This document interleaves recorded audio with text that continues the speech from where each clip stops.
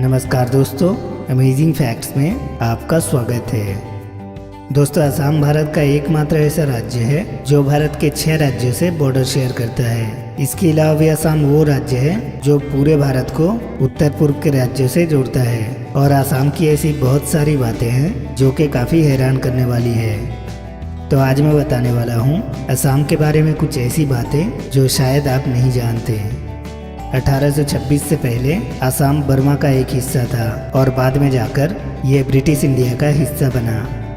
1950 से पहले त्रिपुरा और मणिपुर को छोड़कर उत्तर पूर्व भारत के ज़्यादातर राज्य असम का हिस्सा हुआ करता था। ब्रिटिश भारत के दौरान से ही चाय उत्पादन में असम का काफ़ी दबदबा रहा है और आज के दिनों में असम पूरे भारत में चाय का सबसे बड़ा उत्पादक है। भूपेन हजारिका सेतु नदी के ऊपर बनाया गया भारत का सबसे लंबा ब्रिज है जो कि लोहित नदी के ऊपर बनाया गया है। असम में स्थित काजीरंगा पार्क भारत का मशहूर नेशनल पार्क है जो कि एक सींग वाला राइनो के लिए पूरे भारत में जाना जाता है।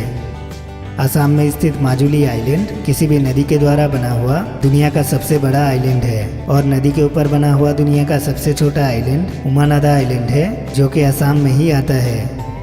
असम के लोगों का सांस्कृतिक डांस बिहू डांस है और हैरान करने वाली बात यह है कि यहाँ के लोग इसे साल में 3 बार मनाते हैं। एशिया का सबसे पुराना तेल निर्यात केंद्र असम के डिगबोई में स्थित है और आज के दिनों में यह भारत का चौथा सबसे बड़ा ऑयल रिजर्वर है।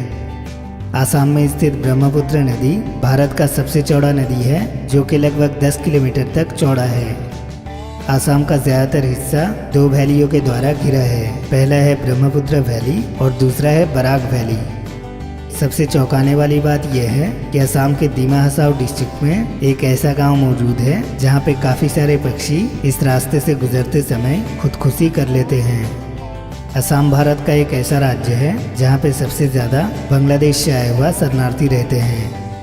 असम का अर्थव्यवस्था उत्तर पूर्व भारत में सबसे बड़ा होने के बावजूद इसका नाम भारत के सबसे गरीब राज्यों में से गिना जाता है और असम का प्रति आदमी इनकम सालाना सिर्फ 60,000 है जो कि भारत में 26वें स्थान पर आता है।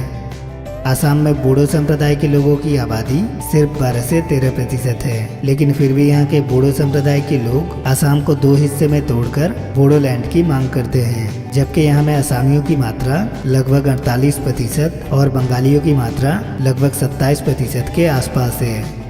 असम में रहने वाले लोगों में 61% हिंदू, 34% मुसलमान और 3.5% ईसाई रहते हैं।